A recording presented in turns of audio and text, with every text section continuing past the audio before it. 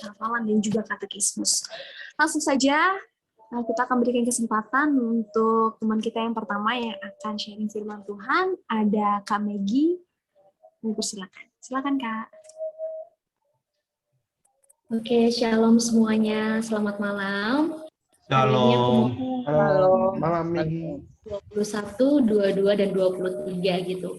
Jadi sebelum kita lihat kalau di pasal 21 kita udah 1 minggu ini baca dari 21 sampai pada hari ini kan ya. Jadi kita mau lihat di pasal 21 itu judulnya perikop Daud di Nob.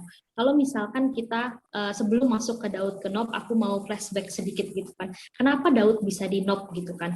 Jadi Daud di Nob itu karena Daud sedang masa pelarian ya dari Saul. Terus kenapa kok bisa Daud dalam masa pelarian gitu? Karena Saul ingin membunuh Daud.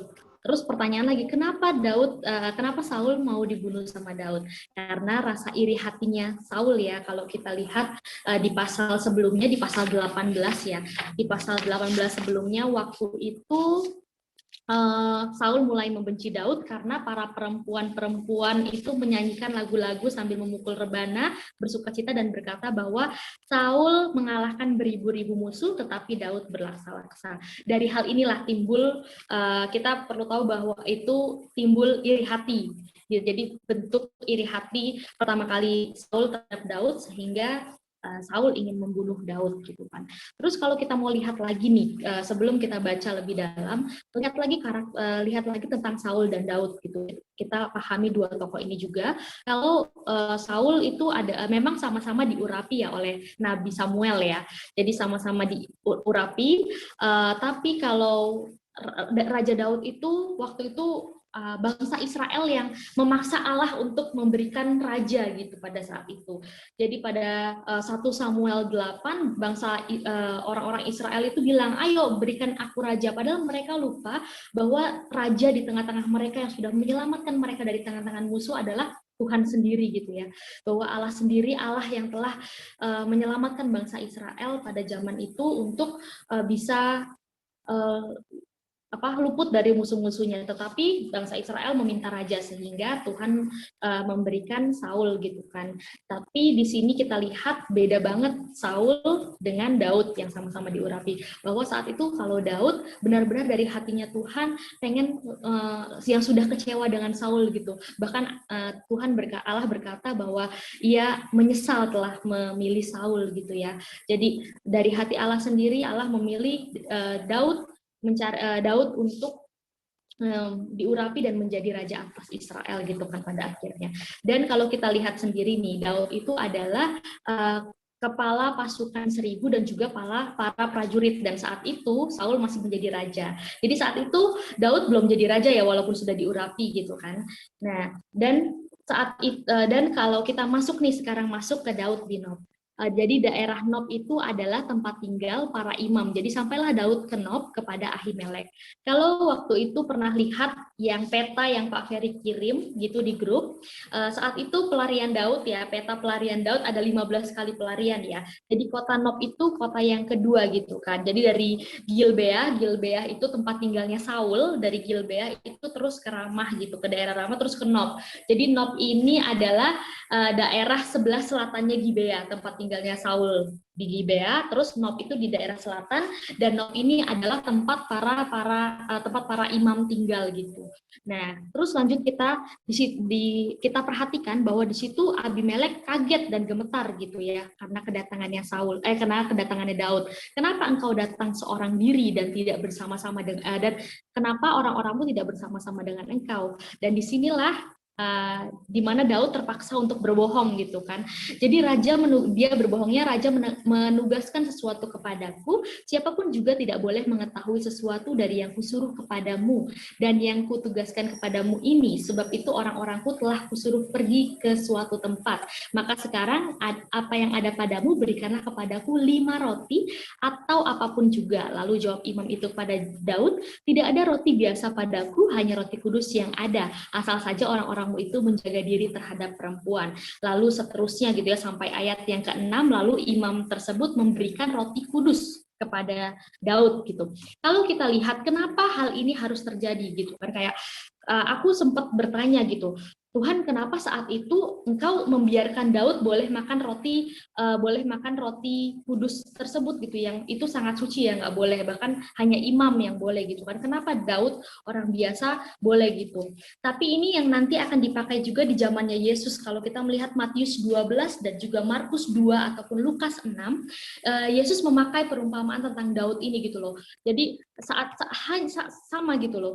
Ini harus terjadi karena ini ada pekerjaan Allah yang harus terjadi gitu. Ada pekerjaan Allah yang harus dinyatakan nanti di saat zaman Tuhan Yesus gitu, di dalam Matius, Markus, Lukas, tentang saat itu para muridnya Yesus bekerja pada hari Sabat gitu ya, melakukan sesuatu di hari Sabat, tapi orang-orang Farisi itu bilang, kenapa murid-muridmu melakukan ini? Dan Tuhan pakai perumpamaan ini gitu. Saat itu pun Daud memakan roti gitu yang diberikan dari para imam. Sebenarnya kalau kita melihat hal ini gitu, kita melihat bahwa bukan tentang roti atau tentang hari Sabatnya, tapi kita melihat bagaimana Tuhan yang dinyatakan atas hari Sabat tersebut, dan Tuhan juga adalah Tuhan adalah penggenapan akan hukum-hukum Taurat tersebut gitu.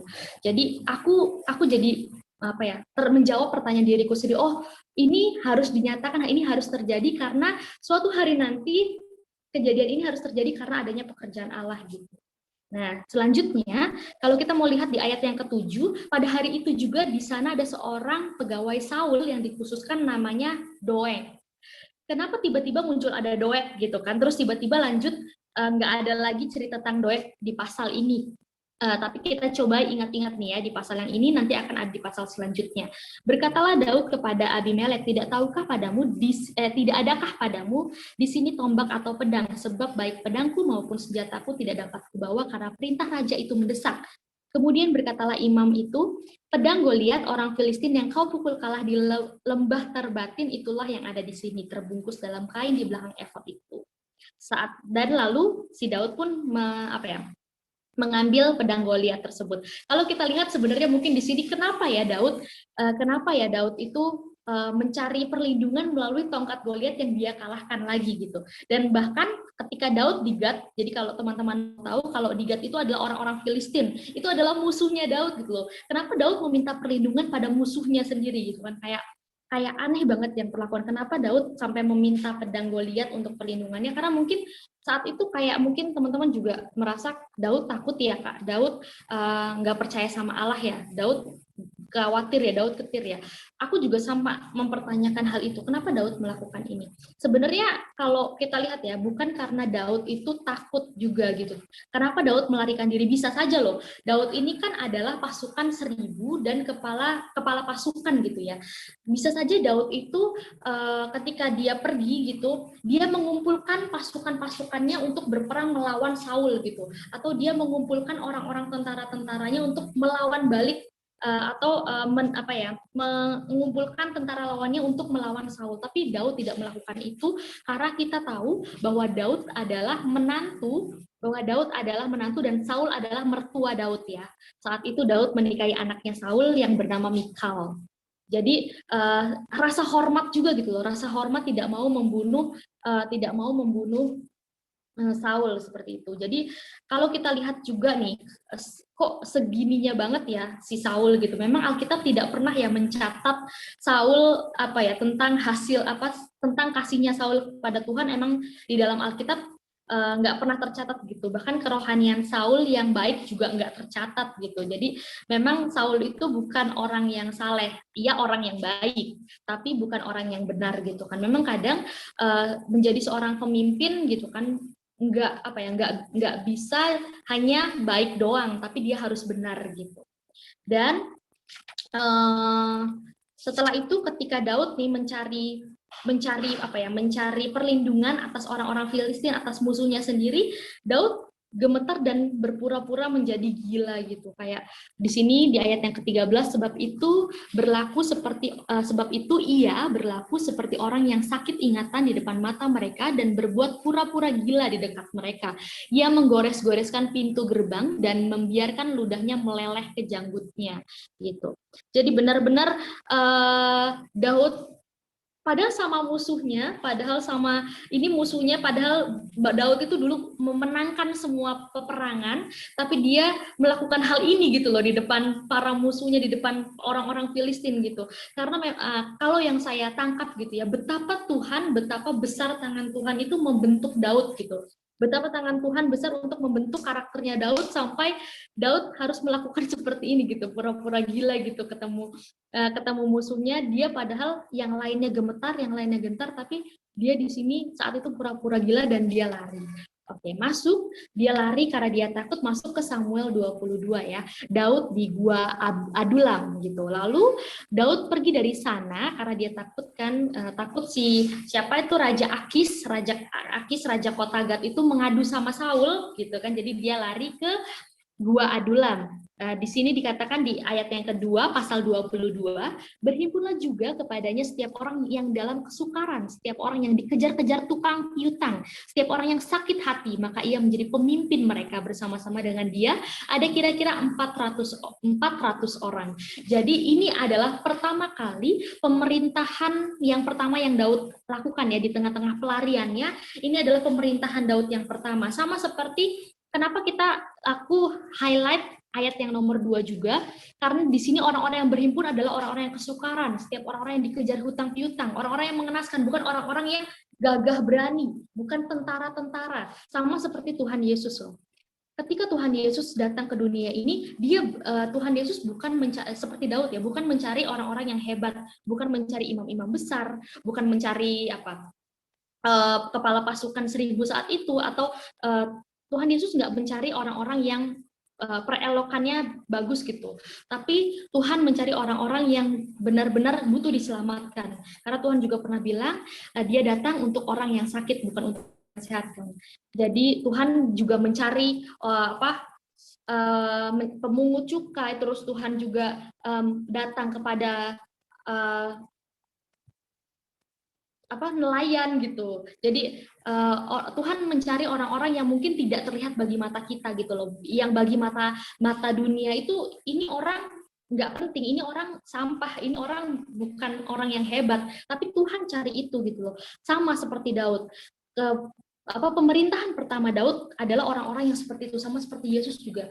Saat pemerintahan Yesus datang mencari ketika Yesus sudah diurapi gitu ya saat bersama Yohanes, itu Tuhan juga waktu itu mencari orang-orang yang seperti ini juga gitu, mencari orang-orang yang kurang, bukan orang-orang yang hebat gitu.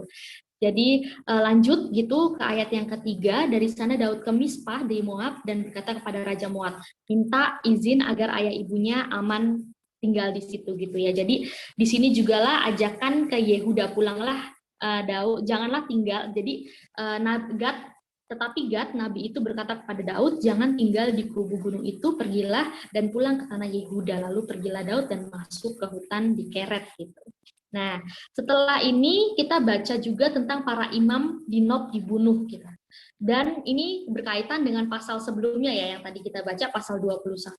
Para imam di Nob ini dibunuh akibat dari tadi ada satu pasal yang tadi namanya tersebut, dari Doeg gitu kan. Jadi ketika Saul mencari Daud dan datang ke Nob, dia ngomong, cobalah dengar ayat yang ke-7 ya.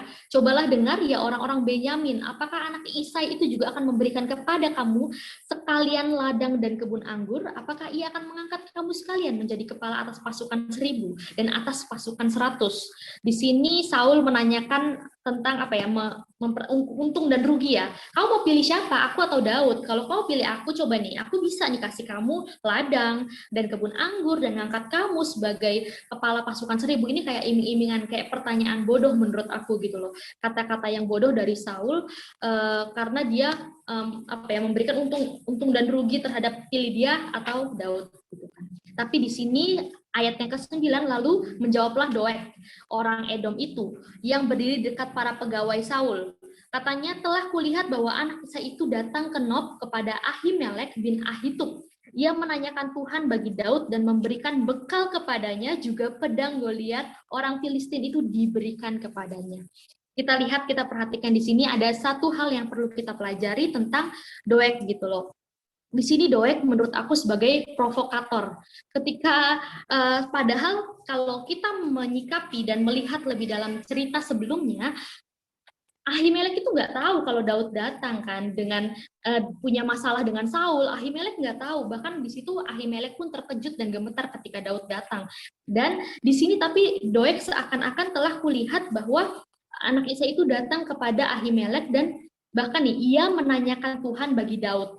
Aku tadi bingung kan, ia menanyakan Tuhan bagi Daud itu apa, tapi aku coba cari kayak terjemahan lainnya gitu seperti memberi petunjuk-petunjuk dari Tuhan bagi Daud. Jadi si Doeg itu nambah-nambahin gitu loh, provokator yang nambahin, ditambah-tambahin gitu loh. Kayak dia bilang bahwa si Ahimelek ini juga nih memberikan petunjuk-petunjuk dari Tuhan kepada Daud gitu, kayak ngomongin ke Saulnya gitu. Dan di situ dia bilang juga kan, si Ahimelek juga memberikan bekal kepadanya, padahal seakan-akan kan kalau di sini seakan-akan kalau memberikan bekal kepadanya seakan Ahimelek itu sudah mempersiapkan bekal untuk diberikan kepada Daud, sedangkan Ahimelek pun tidak tahu masalah tersebut gitu kan. Jadi yang di sini itu perilaku Doeg itu sangat provokator sekali gitu loh, sangat seakan-akan benar-benar yang salah itu dari Ahimelek. Iya nih, gini loh Saul, lihat nih. Jadi si Ahimelek itu yang memberikan pedang, padahal di situ Daud yang bertanya gitu kan, bukan Ahimelek yang memberikan gitu kan. Jadi aku lihat gitu, bahkan sampai ini terjadi pun gara-gara Doeg. Ya memang sih karena kejahatan Saul dan keberdosaan kekuasaan Saul, tapi karena fitnahan dari Doeg yang dilebih-lebihkan, fakta yang dilebih-lebihkan membuat Saul semakin membara, bahkan sampai 80 imam harus mati gitu kan di tangan Doeg sendiri ya, di tangan Doeg atas perintah Saul. Kalau kita lihat itu ada di ayat ke-18, ia membunuh pada hari itu juga 85 orang. 85 orang. Jadi ada 85 orang imam itu yang mati gitu. Jadi aku belajar dari bacaan tentang para imam di Nob yang dibunuh ini tentang hati-hati dengan perkataan-perkataan yang dilebih-lebihkan gitu. Benih kebencian yang dipelihara bisa ngebunuh 85 imam Tuhan gitu. Dan memang sih gosip itu adalah fakta yang fakta yang dilebih-lebihkan. Jadi berhati-hati juga terhadap gosip. Aku jadi belajar itu juga gitu loh ketika baca ini. Sangat mengerikannya perbuatan Doeg gitu juga kan. Jadi banyak memang Doeg-Doeg yang saat ini di kehidupan kita pasti kan, bahkan di gereja juga ada gitu, di persekutuan juga ada. Jadi ada penggosip-penggosip atau provokator-provokator yang ingin menghancurkan pekerjaan Allah gitu. Makanya berhati-hatilah. Jadi aku belajar, yang aku tangkap ketika bacaan perikop ini adalah hal tersebut. Berhati-hatilah dengan provokator ataupun nabi-nabi palsu atau guru-guru palsu gitu. Lanjut, 1 Samuel pasal yang ke-23, ketika itu Daud di Kehila ya, Daud di Kehila, di situ dia terus bertanya pada Tuhan. Ayat yang kedua, pasal yang keempat di situ kan, lalu bertanyalah Daud kepada Tuhan, maka Tuhan menjawab dia dan berfirman. Benar-benar di sini Tuhan menyertai Daud ya, terlihat sekali karena Daud itu bukan berjalan sesuai dengan pemikirannya sendiri, tapi atas perkenanannya Allah. Karena terus bertanya kepada Allah, kenapa Saul bisa seperti itu, bisa benci, bisa ada kebencian gitu dari Saul, karena memang roh Allah sudah pergi dari Saul. Ketika roh Allah itu jauh dari kita, ketika roh Allah dan kita tidak minta perkenanan dari Tuhan, maka yang terjadi dalam diri kita adalah kebencian, iri hati, dan hal-hal yang buruk lainnya gitu. Memang kalau kita lihat lagi, sekolah peperangan Daud adalah ketika ia melawan singa dan beruang ya. Jadi dia dididik oleh Tuhan saat ia menjadi gembala gitu. Ini menarik juga gitu. Kenapa Tuhan memilih seorang gembala? Memang ini juga peranan yang diambil Yesus Kristus. Ketika dia datang ke dunia ini, dia menjadi gembala atas umat-umatnya. Sama seperti Daud gitu, sama seperti Daud yang menjadi gembala gitu. Saat itu dia menjadi gembala, dia berperang melawan singa dan juga beruang. Gitu.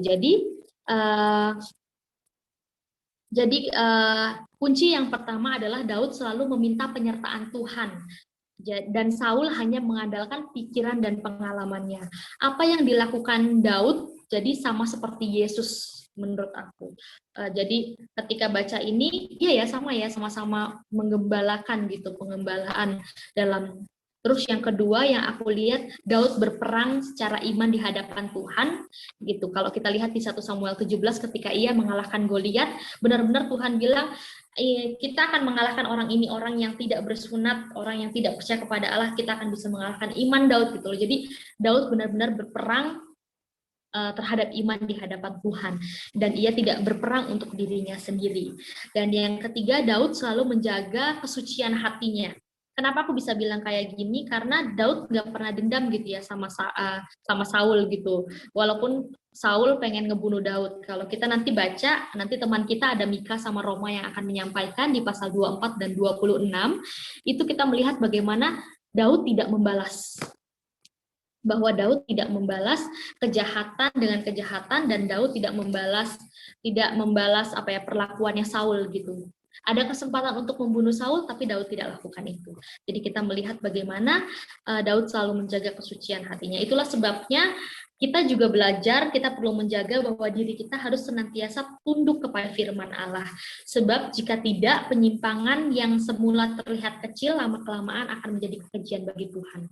Jadi kita harus perhatikan gitu ya, jangan sampai kita jauh dari firman-Nya Tuhan gitu. Nah, halo, aku kok kayak macet-macet ya? Macet-macet nggak ya? Bisa kedengaran? Kedengaran kok. Jelas kok, Migi, kedengaran. Jelas. Lancar. Iya, juga lancar videonya. Aku kayak macet gitu, kupikir aku yang macet. Oke, lanjut. Saat itu kan Daud di Kehila, setelah itu Daud di padang gurun Zif gitu kan. Kalau kita lihat kenapa ya selalu ada padang gurun di tengah-tengah pencobaan gitu. Saat itu juga bangsa Israel ya kan harus ke padang gurun untuk melewati pengujiannya Allah gitu. Kayak pengujian gitu sering, jadi memang Tuhan sering memakai padang gurun untuk pengujiannya. Daud di padang gurun Zif gitu kan, dan juga Tuhan Yesus pada saat itu di padang gurun juga saat jadi benar-benar sama gitu loh. Memang Daud juga di padang gurun diujinya, terus juga Tuhan Yesus juga ada di padang gurun saat itu juga. Setelah itu juga ada bangsa Israel gitu kan. Jadi benar-benar padang gurun ini sering dipakai untuk kayak tempat pengujian gitu ya, padang gurun yang tandus gitu. Dan kalau kita lihat dari sini, dan selama pasal yang ke-14 ya, bagian yang kedua, dan selama waktu itu Saul mencari dia, tetapi Allah tidak menyerahkan dia ke dalam tangannya. Betul-betul tangannya Tuhan menolong gitu kan, menolong Daud gitu. Kalau kita perhatikan juga di ayat 15, 16 dan 17, di sini ketika Daud ketakutan, Yonatan datang untuk menguatkan kepercayaan Daud, pasal 16 ya. Maka bersiaplah Yonatan anak Saul lalu pergi kepada Daud di Koresa. Ia menguatkan kepercayaan Daud kepada Allah dan berkata kepadanya, "Jangan takut, sebab tangan ayahku Saul tidak akan menangkap engkau. Engkau akan menjadi raja atas Israel, dan aku akan menjadi orang kedua di bawahmu." Juga ayahku Saul telah mengetahui yang demikian. Itu kemudian kedua orang tersebut mengikat perjanjian di hadapan Tuhan. Dan Daud tinggal di Korsia, dan tetapi Yonatan pulang ke rumahnya. Menurut aku 17 dan 18 itu ayat inti pesan utama di perikop ini ya. Jadi kayak ada mengikat Yonatan, mengikat perjanjian kepada Daud gitu. Bukan karena sebenarnya memang mengikat perjanjian cocoknya antara Tuhan dengan manusia gitu, tapi kayak mengikat perjanjian ini dapat diterjemahkan sebagai kepercayaan bukan hanya karena ingin Daud kembali ingat Yonatan. Jadi ketika ayo kita janji ya, kamu kalau udah sukses kamu ingat aku ya gitu, bukan.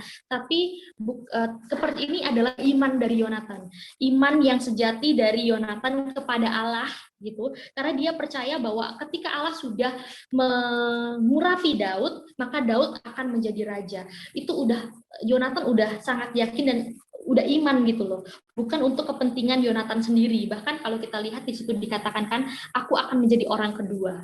Padahal kalau kita lihat Yonatan itu kan tahta raja ya, harusnya dari Saul ketika dia sudah menjadi raja, Yonatan yang menjadi raja. Tapi di situ dia percaya bahwa Daud akan menjadi raja atas orang Israel.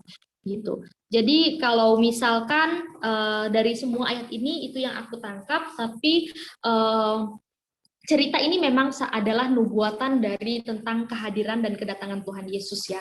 Yang pertama kalau kita mau lihat lagi gitu. Jadi Samuel itu mengurapi Daud. Jadi Samuel mengurapi Daud. Daud lalu lari ke padang gurun karena Saul, dan ini juga sama seperti cerminan ketika Yesus pelayanan di bumi ini. Ketika Yesus ada di dunia gitu kan. Saat itu Tuhan Yesus diurapi Roh Kudus. Yesus datang diurapi Roh Kudus melalui Yohanes Pembaptis ya. Ingat ya teman-teman. Jadi saat itu juga Yesus juga ke padang gurun gitu. Jadi saat ketika Daud baru diurapi, dia belum jadi raja. Daud diurapi belum langsung jadi raja, tapi dia malah mengalami penderitaan selama 10 tahun ke 15, ada 15 kota perhentian pelariannya Daud sampai 1 Samuel pasal 30 kalau tidak salah. Sampai akhirnya tuh di pasal ke-30 sampai di Ziklag ya, sampai di Ziklag itu tempat terakhirnya gitu loh. Jadi benar-benar si Daud itu terus keliling 15 kali perhentian, bahkan 10 tahun dia menderita. Sudah diurapi menjadi raja, tapi dia harus ke padang gurun dulu, putar mengalami penderitaan baru diangkat menjadi raja. Sama seperti pelayanan Yesus gitu. Sama seperti pelayanan Yesus yang kita tahu bahwa Yesus juga ketika sudah diurapi, saat itu Yesus tidak menjadi raja di dunia ya kan? Karena Yesus harus mengalami padang gurun, masuk ke padang gurun, kita lihat Matius 4 ayat yang pertama, sama seperti Daud ya. Jadi setelah diurapi, Yesus juga tidak langsung berkata, dia hidup penuh kesulitan, penuh siksaan, penuh ancaman, bahkan mati di atas kayu salib. Jadi Tuhan Yesus bertahtanya di sorga setelah menderita di bumi. Jadi sama ya seperti Daud ya. Kita melihat memang ketika membaca kitab Samuel ini, kita harus melihat pandangan kita apa yang pandangan tentang kerajaan Tuhan ketika Yesus datang gitu. Jadi ini adalah gambaran, ini adalah nubuat gitu. Jadi sama seperti apa yang Daud lakukan, yang Yesus lakukan juga. Jadi menarik ya, sangat menarik, hubungannya erat. Bahkan perjanjian lama, perjanjian baru itu jaraknya sangat jauh, tapi ini sudah nubuatan. Memang Alkitab itu perjanjian baru adalah nubuatan tentang pekerjaan Tuhan di bumi ini. Jadi memang sama yang itu yang bisa aku pelajari ketika mengambil semua mempelajari tentang perjalanan pelarian Daud, bagaimana Tuhan juga melakukan yang sama saat itu. Yesus Kristus datang ke dunia ini, dia tidak langsung bertahta, dia tidak menjadi raja saat itu, dia harus mengalami penderitaan dan baru bertahta di sorga gitu. Terus yang kedua, Tuhan memberi iman kepada Yonatan ya, karya Roh Kudus ya. Kenapa karya Roh Kudus membuat kita memperoleh bagian dalam Kristus. Ini juga sama kalau kita baca nih yang tadi di pasal yang ke-23 ini gitu kan. Yonatan mengikat perjanjian dengan Daud karena iman Yonatan kepada Allah bahwa Daud akan menjadi raja. Sama ketika di zaman Yesus, ketika kita percaya pada Yesus, ketika kita percaya pada salib Kristus, ketika kita percaya kepada salib Kristus yang Paulus pernah bilang bahwa salib Kristus itu adalah kebodohan bagi dunia. Ya, tapi salib Kristus adalah hikmat sorgawi dan kekuatan bagi orang-orang yang percaya kepadanya. Sama. Jadi kita juga boleh lihat bahwa salib Kristus, cerita ini sama cerita nanti Tuhan Yesus datang juga sama. Ketika kita percaya sama raja atas Raja Daud dan juga Kristus ya, Yesus Kristus, kita percaya bahwa Yesus Kristus adalah raja, maka kita akan memperoleh keselamatan itu. Jadi hal itu adalah keamanan yang sejati. Aku bersyukur ketika baca ini, hal-hal itu yang bisa aku dapatkan. Memang jadi luar biasa banget. Memang ini yang harus kita alamin. Terkadang di saat pandemi seperti ini, jangan berpikir kenapa Tuhan jahat sama kita, kenapa Tuhan nggak sayang sama kita. Tapi percaya ada perencanaan Allah, ada pekerjaan Allah yang harus terjadi, ada pekerjaan Allah yang harus dinyatakan di dalam kehidupan ini. Kenapa hidup saya sekarang seperti ini? Kenapa saya harus mengalami ini? Percaya bahwa ada pernyataan Allah, ada pekerjaan Allah yang akan dinyatakan di dalam kehidupan kita. Kenapa ini harus tertulis? Kenapa Daud harus mengalami ini? Karena ini adalah nubuatan dari Yesus Kristus, dari pemerintahan Yesus di dunia ini. Gitu. Jadi benar-benar ini pun akan terjadi sama kita. Kenapa ini kita harus alami? Kenapa penderitaan harus kita alami? Kenapa kita harus mengalami padang gurun? Kenapa tangan Tuhan begitu keras mendidik kita agar kita bisa dibentuk seperti menjadi seorang pemimpin, menjadi seperti Kristus, melihat salibnya Kristus, bisa percaya, beriman 100% sama Tuhan, mempunyai iman yang sejati, mempunyai kasih yang seperti Kristus gitu sih. Jadi banyak hal yang bisa aku pelajari, dan itu saja yang dapat aku sampaikan dari pasal 21, 22, dan 23. Semoga kita semua bisa sama-sama belajar hal yang sama. Tuhan Yesus memberkati. Terima kasih, Nika. Baik, terima kasih banyak Kak Maggie penjelasannya. Semakin ini ya, ceritanya tadi diulang lagi yang sebelum-sebelumnya, jadi semoga teman-teman bisa memahami dari 21 sampai 23. Oke, langsung saja. Selanjutnya adalah Kak Roma untuk penjelasan pasal 24 dan 25. Silakan Kak Roma. Oke, lanjut ya. Kita sekarang lanjut ke pasal 24 ya. Pasal 24 kemarin kita hari Senin ya, udah beberapa orang yang join, yang gabung langsung ke center, tapi di sini aku mau ulangin lagi karena teman-teman dari luar kota juga banyak yang gabung untuk di online malam ini. Jadi untuk di pasal 24 di sini perikopnya itu Daud membiarkan Saul hidup. Nah, Daud membiarkan Saul hidup ini, nah ini menjadi pertanyaan besar nih yang harus kita cari tahu. Nah, tapi di ayat yang ke-7, di ayat yang ke-7,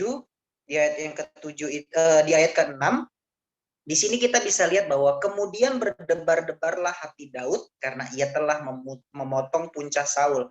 Di sini kita bisa belajar ya, secara manusiawi siapa di sini yang kalau kita berdebar-debar itu semacam kayak respon spontan ya dari diri kita kalau kita melakukan kesalahan, terus takut, apalagi takut melanggar peraturan, misalnya kayak melanggar kesalahan, itu juga respon spontan. Kayak berdebar-debar ya, kayak misalnya juga kalau kita dalam perjalanan nih, kita sebetulnya polisi itu nggak mau nilang kita, tetapi jantung kita udah nggak pede dulu, berdebar kencang, akhirnya selamat gitu kan. Itu semacam respon spontan ya yang harus kita terima karena ketakutan. Nah, di sini aku mau bagi-bagi sama temen yang kemarin kita pelajari hari Senin ya bersama Pak Ferry juga dan teman-teman yang lain. Jadi respon spontan ini juga dialami ternyata teman-teman sama yang namanya Daud ya, Raja Israel. Kenapa dia alami seperti itu? Karena dia itu Daud sangat mengerti fungsi bahwa itu sebagai peringatan supaya ia tidak melanggar firman Tuhan. Nah, jadi ini respon spontannya dari diri si Daud ini berdebar-debar hatinya. Karena apa? Dia ini membiarkan Saul hidup dan memberikan tanda hanya untuk memotong puncak jubah Saul doang. Nah, itu aja udah buat debar-debar hatinya si Daud kan.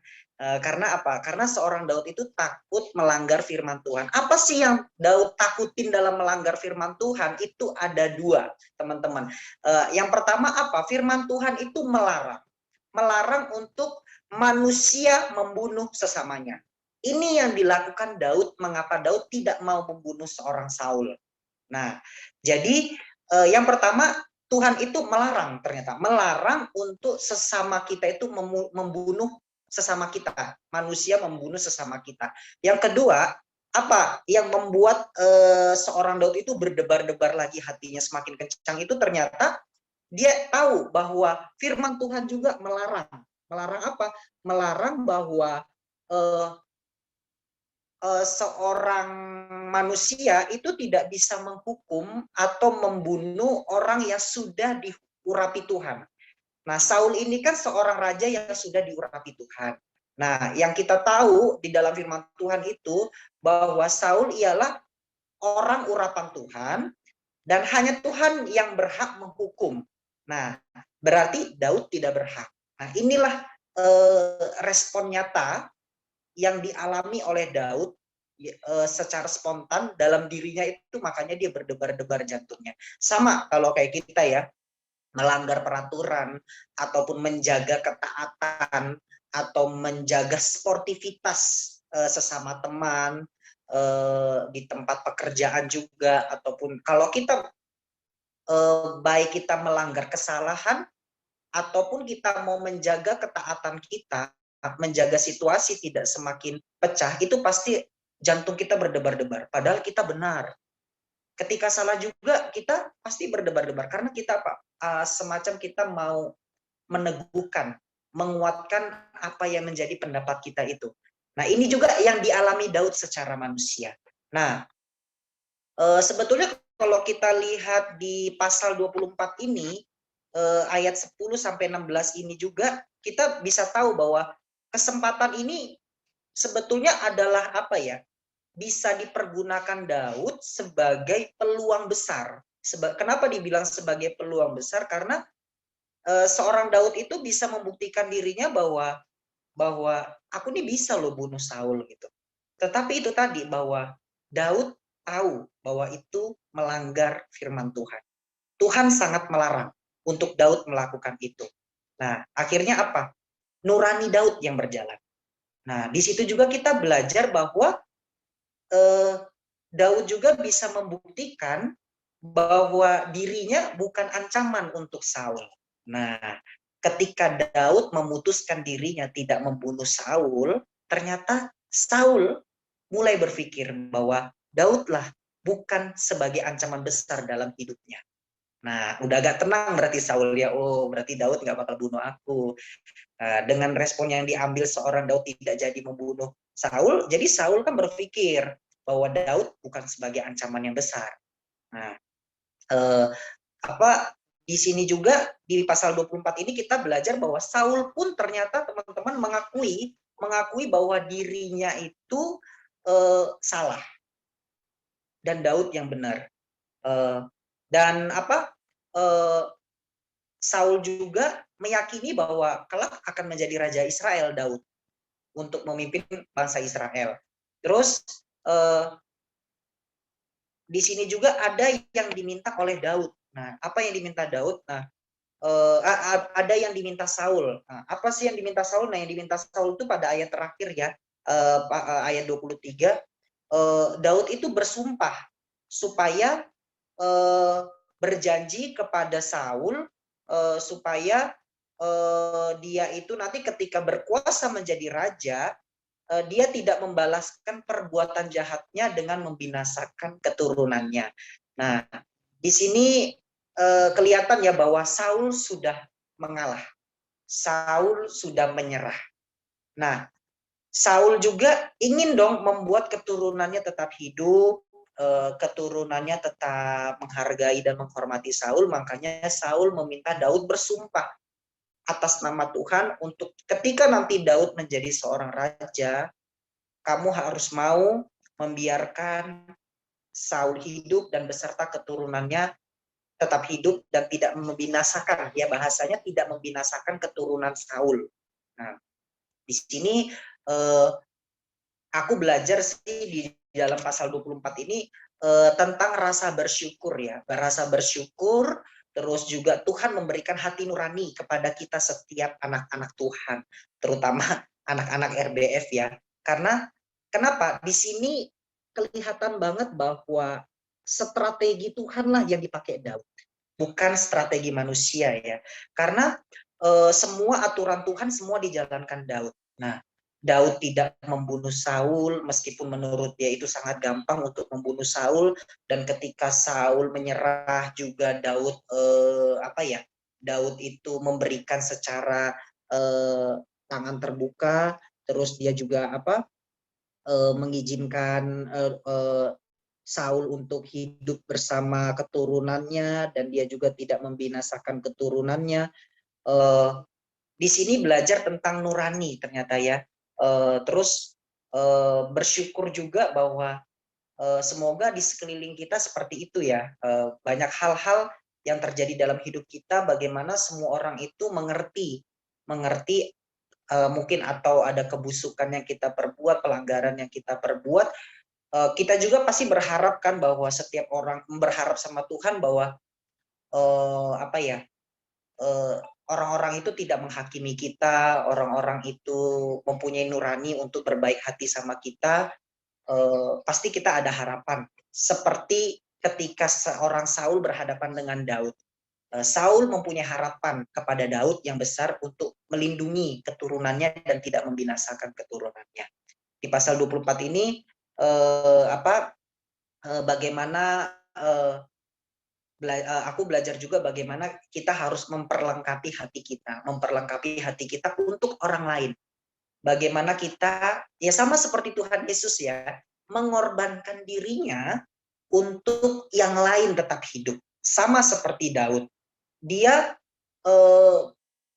berkorban. Padahal orang-orang Israel sudah mengatakan sangat mudah untuk dia membunuh Saul supaya dia cepat menjadi raja berkuasa. Tetapi di sini Daud juga lagi-lagi kan memakai strategi Tuhan.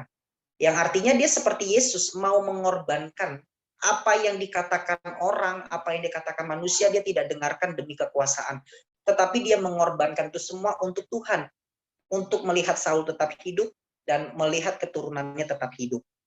Gitu kan. Untuk di pasal selanjutnya, ini agak panjang ya, ini pasal 25 nih. Tapi di sini kita agak belajar baru lagi. Di sini ceritanya teman-teman bahwa Saul di pasal 25 ini secara singkat Samuel ini mati ya. Putus-putus, Kak. Oh, putus-putus. Udah lancar belum? Udah ya? Oke. Di pasal 25 ini kita belajar bahwa Samuel ini mati ya. Samuel ini mati. Aku juga sempat baca di sini singkat banget ya ceritanya di ayat 1 tiba-tiba langsung di ayat sebelumnya juga aku udah baca bahwa ya kok ceritanya Samuel kok singkat banget ini matinya gitu kan. Di sini belajar bahwa peran Samuel sudah berhenti ya, tapi di sini belajar bahwa pengaruhnya Nabi Samuel itu sangat besar ternyata. Sangat besar untuk Daud diperdamaikan dengan Saul. Nah, jadi kita belajar bahwa peran Samuel juga sebagai nabi yang mengurapi Nabi Daud juga dia tidak sia-sia gitu. Terus belajar juga tentang ini ada 3 nama ya, ada Daud, Nabal, dan Abigail. Nah, belajar bahwa Daud ini siapa? Daud ini kan calon raja ya, raja Israel yang akan berkuasa atas Israel. Terus Nabal ini siapa? 3 nama ini Nabal. Nah, kita pada ayat yang ketiga ini Nabal itu bisa dikatakan tuan tanah ya, tuan tanah, si bebal ataupun jahat, terus hati yang punya seseorang yang hatinya kasar, tingkah lakunya juga kasar. Ini Nabal. Terus ada lagi Abigail. Siapa sih Abigail ini? Ternyata Abigail ini istrinya Nabal yang cantik, terus yang mempunyai hati bisa dikatakan, dan juga perempuan bijak. Nah, di sini di pasal 25 ini ayat 1 sampai 44 ini belajar tentang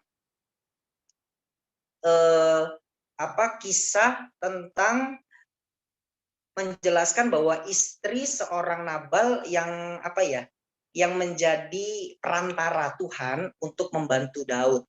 Nah, karena di sini kan yang saya baca ini, yang saya bisa tangkap, kita bisa lihat di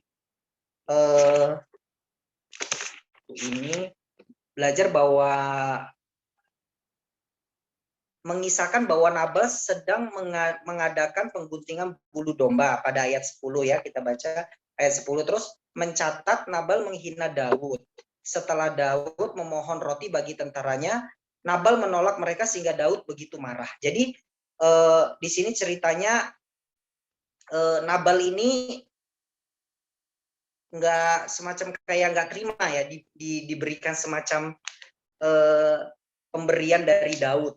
Nah, jadi Nabal ini menolak sehingga Daud ini begitu marah.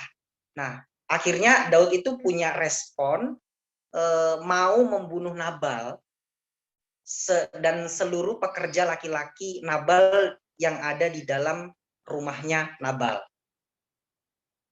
Nah, jadi di sini Abigail itu mempunyai fungsi karena kan dia punya suami yang kasar, terus dia bebal, terus jahat. Nah, Daud ini punya keinginan besar banget nih mau bunuh si Nabal ini beserta pekerja laki-lakinya lah seisi rumahnya itu. Nah, Abigail ini kan istrinya Nabal, dia orangnya bijak, cantik, hatinya baik. Nah, dia menjadi perantara Tuhan untuk menjadi narahubung pendekatan dengan seorang Daud. Jadi Abigail itu mengingatkanlah kepada Daud, mungkin seperti itu ya, kepada Daud bahwa Tuhanlah yang menjadi pembalas bagi Daud. Nah, jadi di sini juga Daud baru saja itu membuktikan kesetiaannya kepada kepada Saul juga di cerita sebelumnya bahwa dengan tidak membunuh Saul, tetapi Tuhanlah yang dia menghukum. Nah, jadi di sini Abigail itu mengatakan bahwa nyawa musuh-musuh Daud itu akan dilempar jauh dari hadapan Daud. Dan Abigail juga berkata pada ayat 29, biarlah Tuhan yang menghukum Nabal kalau memang Tuhan menganggap Nabal perlu dihukum. Sama seperti ayat sebelumnya ya. Biarlah Saul yang menghukum Saul itu biarlah Tuhan.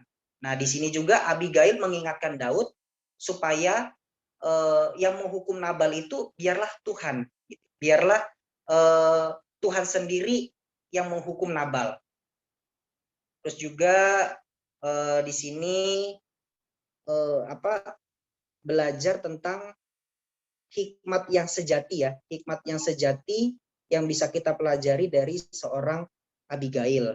Nah, kalau misalnya waktu itu Tuhan nggak pakai Abigail, mungkin Daud hilang kontrol ya. Daud nggak ada yang ngingetin dia untuk tidak membunuh Nabal beserta pekerja laki-laki ataupun orang-orang yang ada di seisi rumah Nabal itu. Karena ungkapan yang dikasih seorang Nabal itu sudah membuat hati seorang Daud tersinggung, terluka, sehingga Daud ingin mengambil keputusan untuk membunuh Nabal. Tetapi Abigail terus menjadi narahubung bagi Daud untuk membantu Daud mengerti bahwa hanya Tuhanlah yang berhak menghukum Nabal. Sama seperti ketika Daud mengingat Saul, ketika Saul itu ya itu urusannya Tuhan, biar Tuhan yang menghukum Saul gitu, karena dia orang yang diurapi.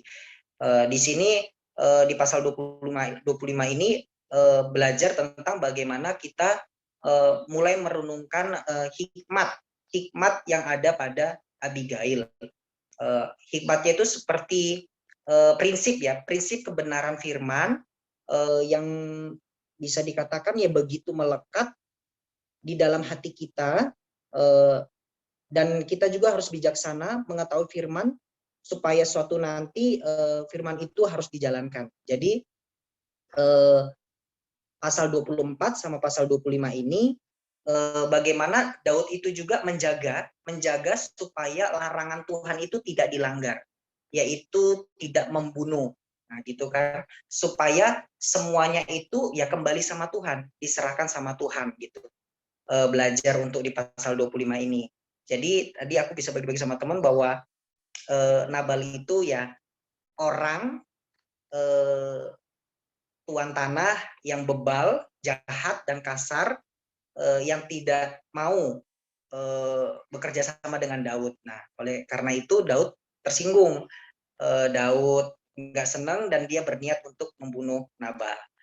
Jadi ini karena tadi agak panjang pasalnya, jadi tadi belajar agak sedikit satu-satu. Sorry teman-teman. Mungkin Mika itu sih yang bisa aku bagi untuk pasal 24 dan pasal 25. Thank you semua.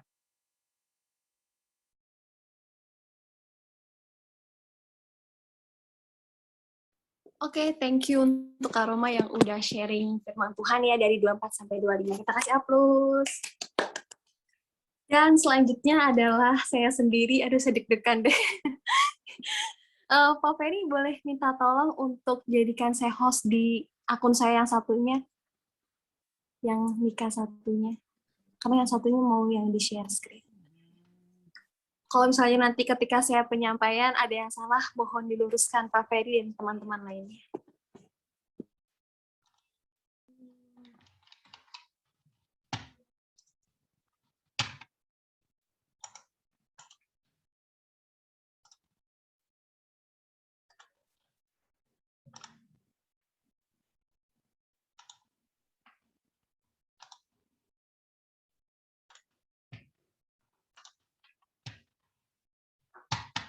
Udah ya? Udah post belum? Oh iya Pak, sudah Pak. Baik.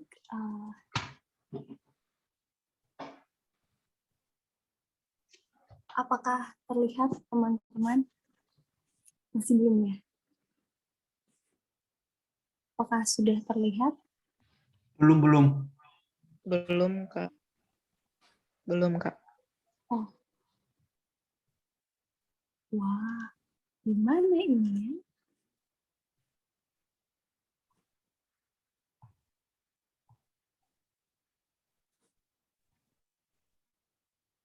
Aduh, nggak bisa share screen.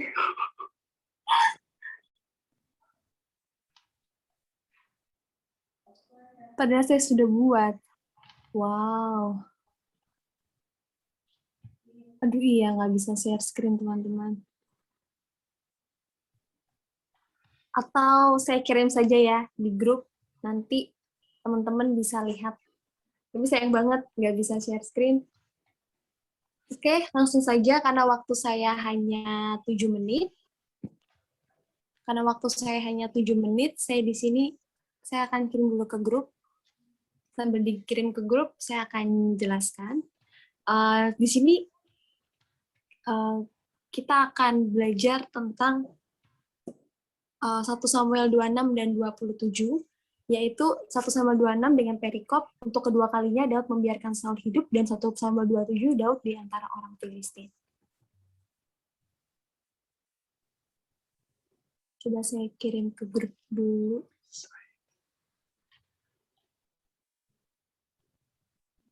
Aduh, nggak bisa. Oke, nanti aja. Jadi secara garis besar, kita, atau mungkin gini aja ya.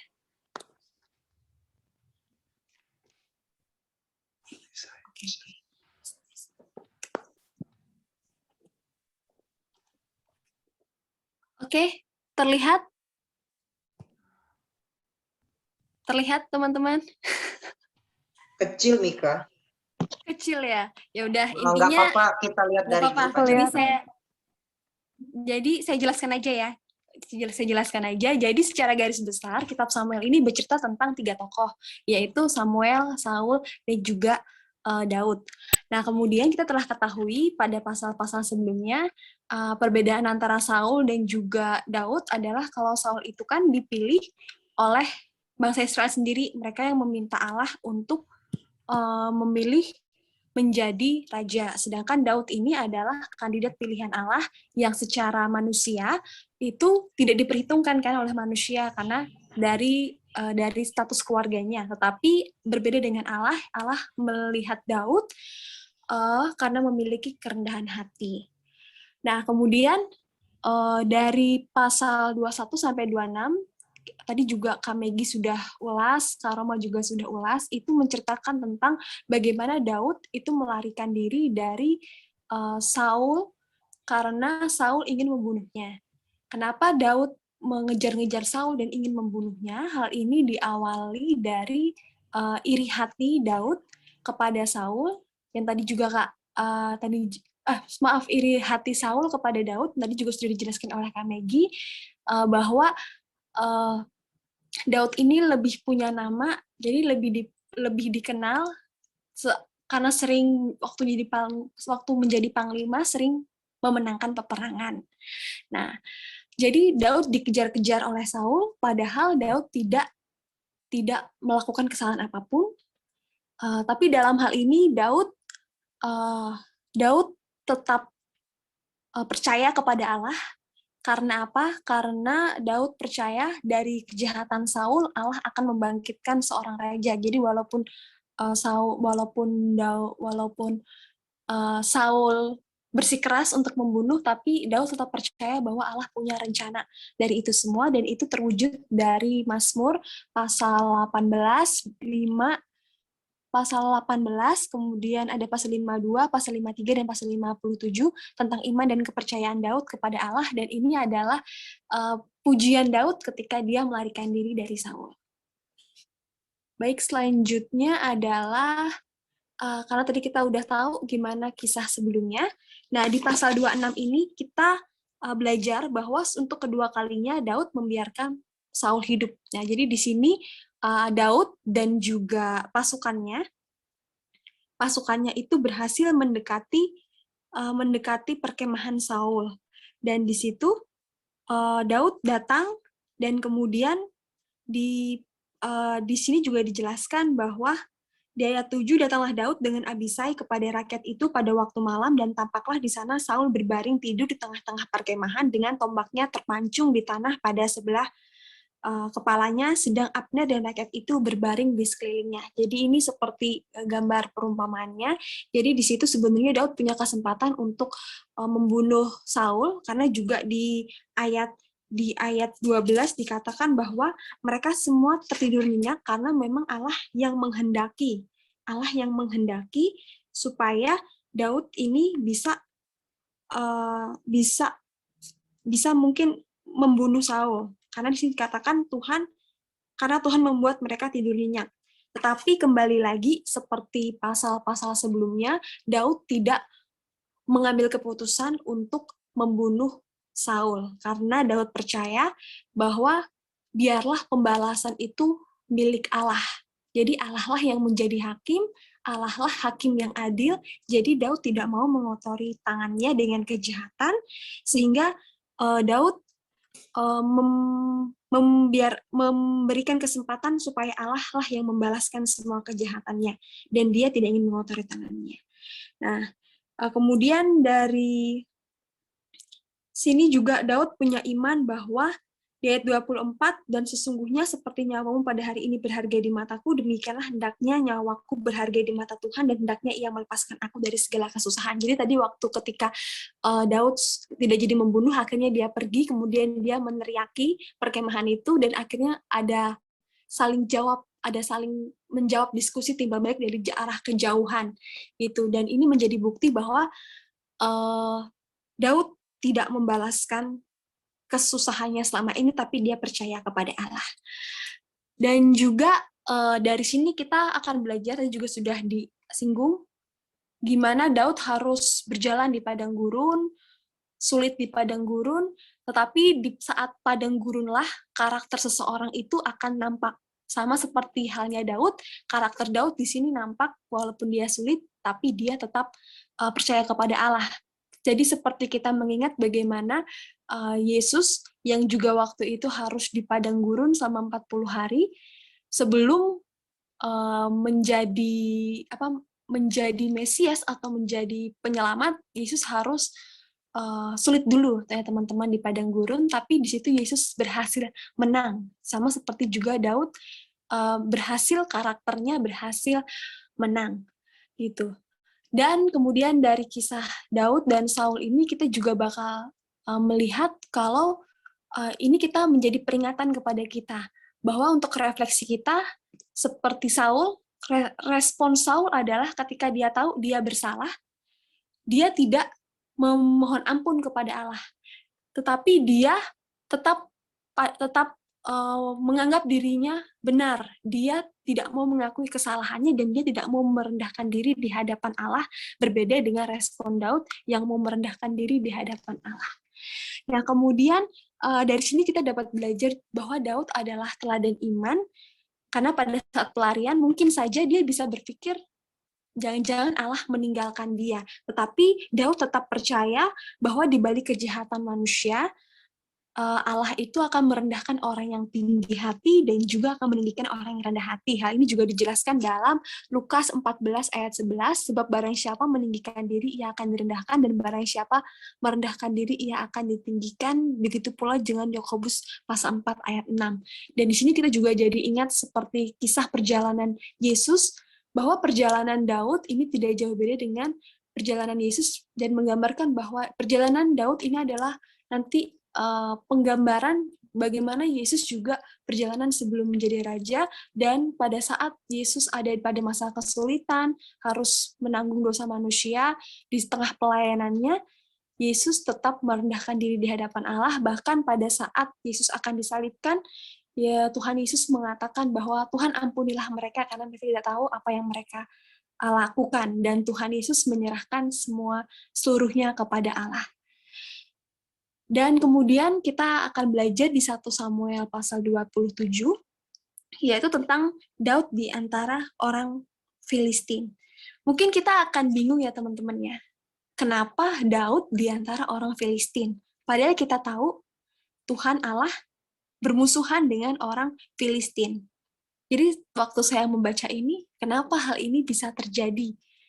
Bukankah orang Filistin itu juga bangsa yang ditentang oleh Daud?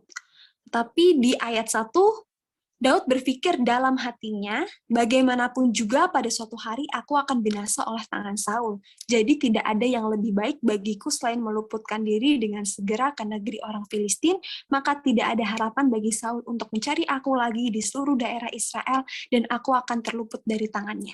Di sini Daud memilih untuk ada di antara orang Filistin.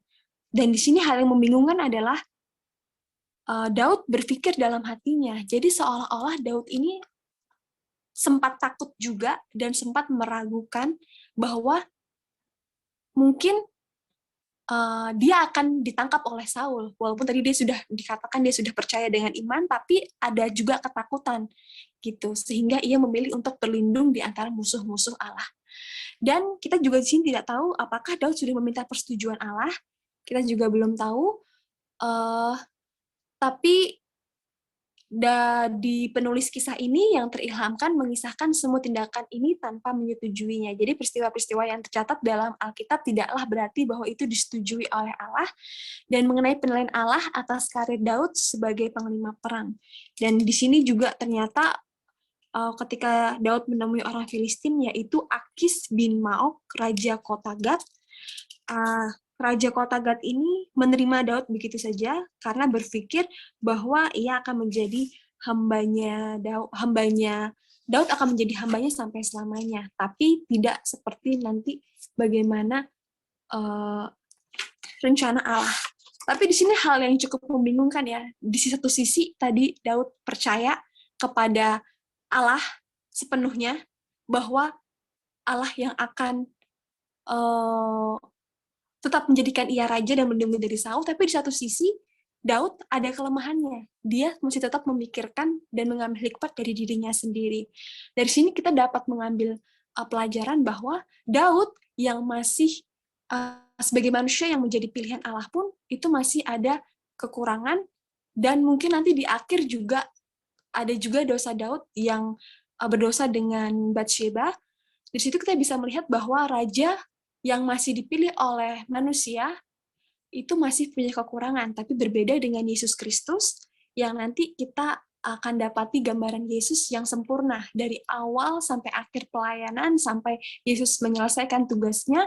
Yesus sepenuhnya percaya kepada Allah dan sepenuhnya mengandalkan Allah, dan Yesus sepenuhnya selalu bertindak kepada persetujuan Allah, sehingga ini adalah nubuatan bahwa raja-raja hebat yang menurut bangsa Israel itu sudah menjadi panglima perang seperti Daud mengalahkan berlaksa-laksa musuh, tetap tidak sempurna. Tetapi yang sempurna akan datang, yaitu Yesus Kristus yang akan menjadi raja untuk selama-lamanya dan juga penyelamat bagi bangsa Israel. Baik, terima kasih. Sekian yang dapat saya sampaikan. Kalau ada kesalahan, saya mohon maaf. Saya kembalikan. Apa mungkin Pak Ferry ada yang mau ditambahkan? Saya silakan, Pak. Terima kasih ya. Penjelasannya luar biasa, sudah jelas semua. saya menjelaskannya 5 menit lagi ya. Masih kuat ya? Kuat Om. Kalau capek tidur aja nggak apa-apa. Pasal tadi 21 ya sudah jelas ya dari Megi, Roma, dan Mika. Sedikit tambahnya 21.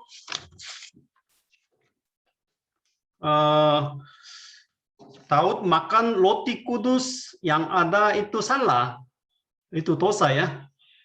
Jadi dan juga dia minta pedang Goliat itu juga salah, karena pasal 17 waktu dia melawan Goliat, dia mengalami bukan dengan pedangnya, tetapi kali ini dia minta roti kudus, dia tahu tidak boleh. Dan juga dia minta pedang Goliat juga. Karena sekarang dia takut lagi melarikan diri sehingga imannya itu jatuh. Perlu pedang. Jadi berbeda dengan pasal 17 ya, 17. Kemudian sampai ke kota Gat ya. Kota Gat itu kampung halaman Goliat kan. Kemarin dia bilang itu orang yang tidak bersunat itu dia melawannya. Goliat orang Gat itu, tapi dia melarikan diri ke luar negeri di tanah Bleset ya, Bleset kota Gat. Kemudian ya seperti orang sakit jiwa, orang gila. Jadi ini dia betul-betul ya gagal, betul-betul gagal, imannya itu jatuh sekali karena takut. Waktu kita membaca Alkitab, jangan kita biasa sering salah. Kita mungkin kecenderungan menafsirkan tokoh Alkitab itu selalu benar. Itu tidak ya, tidak. Alkitab tidak mengajarkan seperti itu ya. Memang ada teladan, tetapi mereka juga bersalah seperti kita manusia biasa ya. Jadi imannya jatuh sampai ke tanah Gat itu, luar negeri itu, orang Filistin yang sangat dibenci oleh orang Israel karena kurang beriman. Seperti Abraham, dia pergi ke Mesir ya, Ishak pergi ke Mesir. Itu jadi ya imannya jatuh, takut, mau hidup, ya berbuat apa saja, orang gila seperti orang gila. Kemudian mungkin pasal 22 ya, Gua Adulam itu ya, tadi Maggie sudah jelaskan, 400 orang berkumpul, tapi 400 orang itu semua kurang mampu. Daud butuh orang berani, orang yang mampu mengalahkan Raja Saul, tapi yang berkumpul 400 orang itu semua orang piutang, orang sakit hati. Tetapi justru ya dengan 400 orang ini kerajaan Daud mulai berdiri dengan orang lemah-lemah ini. Kalau membaca 2 Samuel pasal 24 ya, ada pahlawannya yang menolong, ada nama-nama pahlawan kerajaan Daud itu 30 orang. Itu 30 orang itu mulai dari Gua Adulam. Mereka mulai berbakti ya untuk kerajaan Daud ya. Kita selalu mencari orang kaya raya, orang mampu. Kalau dia datang gereja bertumbuh, mungkin persembahan banyak, yaitu pikiran manusiawi. Kemudian Doeg itu melaporkan. Tapi pasal 22 ayat 9-nya, lalu menjawablah Doeg, orang Edom itu penting. Suku dari mana itu pentingnya. Jadi waktu menyebut nama Doeg itu selalu ada orang Edom itu. Orang di padang gurun itu yang mengganggu bangsa Israel yang keluar dari Mesir itu siapa? Orang Edom kan? Di padang gurun itu orang Edom itu sebenarnya satu saudara. Esau dan itu Esau dan Yakub ya. Itu keturunan Esau itu Edom. Edom itu selalu melawan bangsa Israel di padang gurun. Itu sama seperti dalam kehidupan Daud juga ya. Maka Doeg itu selalu ya orang Edom, orang Edom. Waktu Yesus lahir, Raja Herodes itu berasal dari mana? Raja Herodes juga orang Edom. Orang Edom selalu membunuh bangsa Israel sampai kepada Yesus Kristus ya. Kemudian pasal 23 Daud di Kehila ya, Kehila. Tapi Daud mungkin lumayan ya bertumbuh imannya di padang gurun, sudah sedikit paham sehingga dia terus bertanya kepada Tuhan ya. Ayat 2, lalu bertanyalah Daud kepada Tuhan. Kemudian ayat 4, lalu bertanyalah pula Daud kepada Tuhan. Dan juga dia pakai ebot juga yang dibawa oleh Abiatar. Tetapi orang Kehila ya dibantu, tetapi melaporkan. Dan juga orang Sip juga ya, orang Sip juga itu orang Sip atau Nabar, orang Kehila itu orang Yahudi sendiri. Orang Yahudi sendiri ya karena ditolong tapi melawan Daud. Jadi Yesus juga dibunuh oleh orang Yahudi sendiri. Jadi itu terjadi ya. Daud maka takut, tetapi Yonatan datang, kemudian ya membangkitkan semangatnya kembali. Tapi itu pertemuan yang terakhir ya. Belum pernah ketemu kembali lagi. Sehingga nanti 2 Samuel dia dengar ya kematian, berita kematian Yonatan, dia berteriak-teriak ya.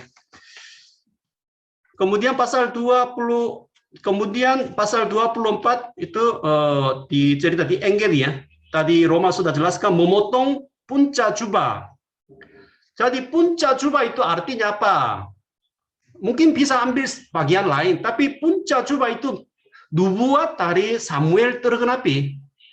1 Samuel pasal 15 ayat 27 sampai 28. Waktu Samuel tidak membinasakan semua Amalek, jadi kemudian waktu Samuel mau pergi, Saul ambil jubah Samuel ya, tapi itu terkoyak. 1 Samuel pasal 15 ayat 27 ya, terkoyak. Waktu itu Samuel bernubuat, kerajaan itu apa? Tuhan membuang Saul sebagai raja. Jadi itu ya dipotong, itu artinya nanti pasal 26 itu tombak dan kendi ya diambil oleh Daud ya. Jadi tombak itu artinya apa? Karena dengan tombak itu dia mau membunuh Daud ya. Maka kekuatannya tidak ada lagi. Kemudian kendi itu pakai air ya di padang gurun. Kalau di padang gurun tidak ada air, dia akan mati.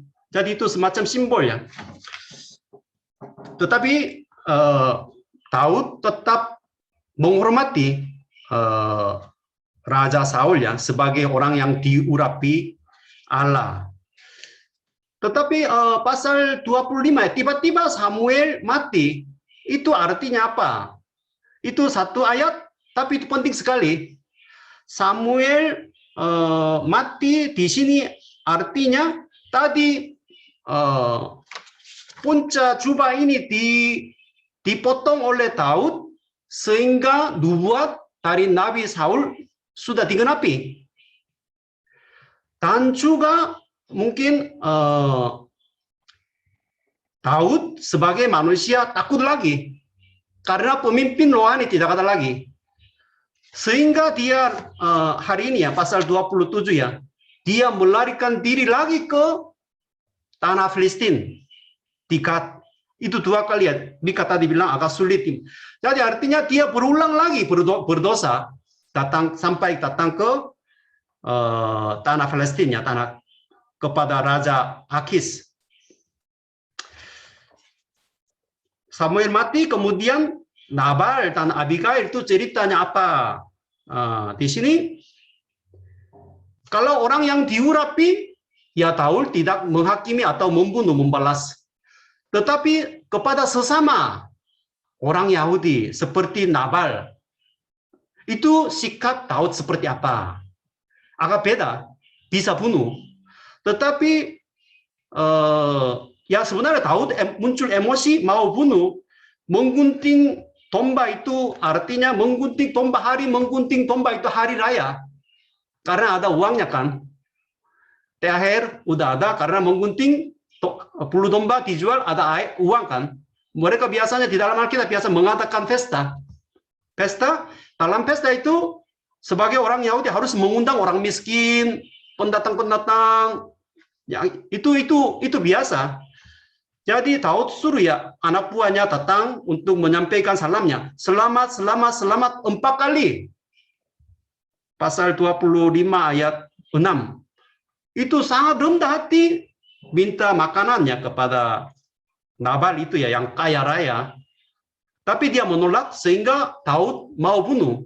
Kalau Daud mau bunuh, nanti rakyat mengerti Raja Daud pernah membunuh sesama orang Israel.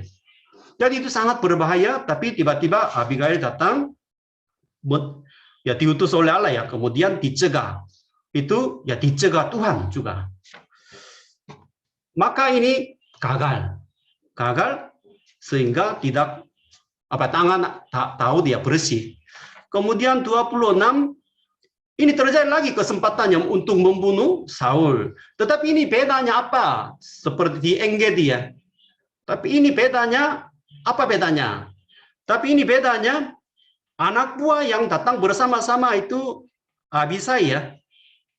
Pasal 26 ayat 8.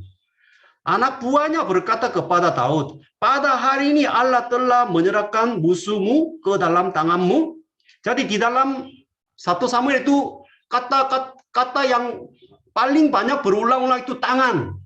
Ini sekarang ada di tangan siapa? Tangan Daud, tangan Saul, tangan Tuhan, itu terus berulang-ulang.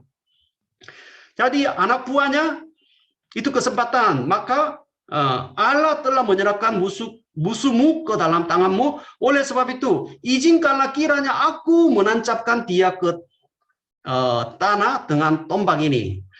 Jadi bukan Daud yang membunuh, tapi anak buahnya mau bunuh. Jadi sebenarnya ini kesempatan. Karena suatu hari nanti sesudah Daud menjadi raja, dia bisa berkata, bukan aku yang membunuh Raja Saul yang diurapi, tetapi anak buahku membunuh. Tetapi itu punya Daud menolaknya hanya ambil tombak dan kendi itu. Ya, kemudian 27 ya hari ini juga. Jadi tadi ya Mika sudah jelasin ya.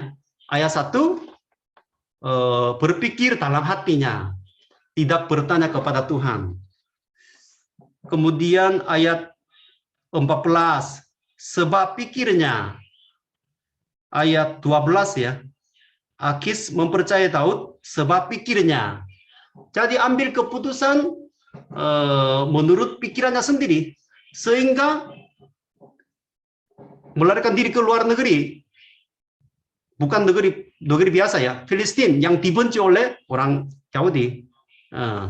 Tetapi tanah yang diberi itu Siklag. Jadi itu cara Tuhan.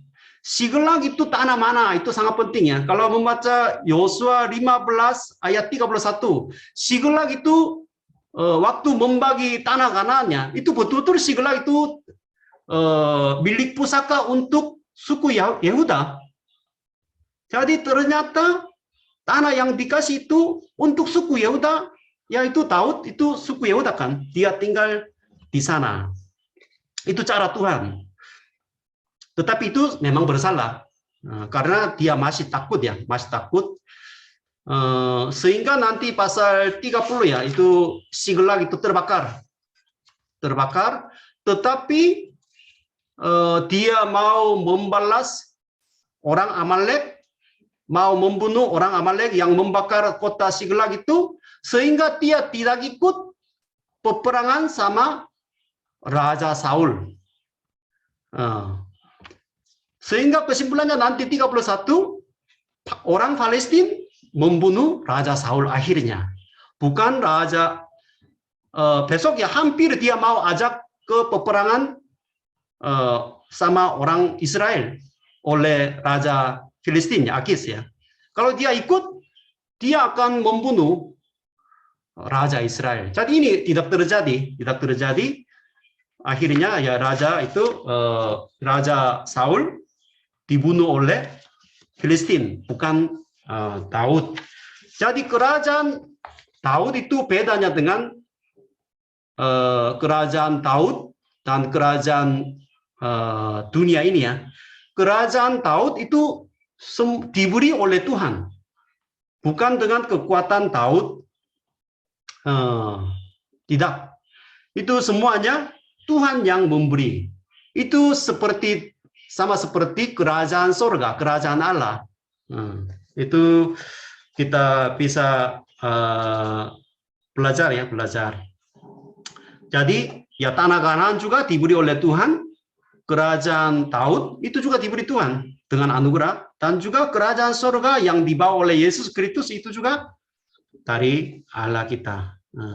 Jadi dan juga tadi ya padang gurun itu ya 10 tahun ya paling sulit itu bukan mungkin berkeliling di padang gurunnya, menderita karena manusia itu sebenarnya lebih sulit melewatinya. Menderita karena manusia, bukan karena hanya di padang gurunnya. Manusia mau menghancurkan Daud. Itu agak sulit ya. Tapi raja kita itu harus melewati padang gurun. Seperti Musa ya tadi, Musa, Daud, Yesus, Paulus juga 3 tahun di padang gurun. Sehingga dia terbentuk ya sebagai raja. Jadi orang Kristen itu semua raja ya.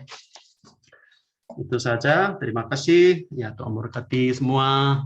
Selamat malam. Baik, terima kasih banyak Pak Ferry atas penjelasan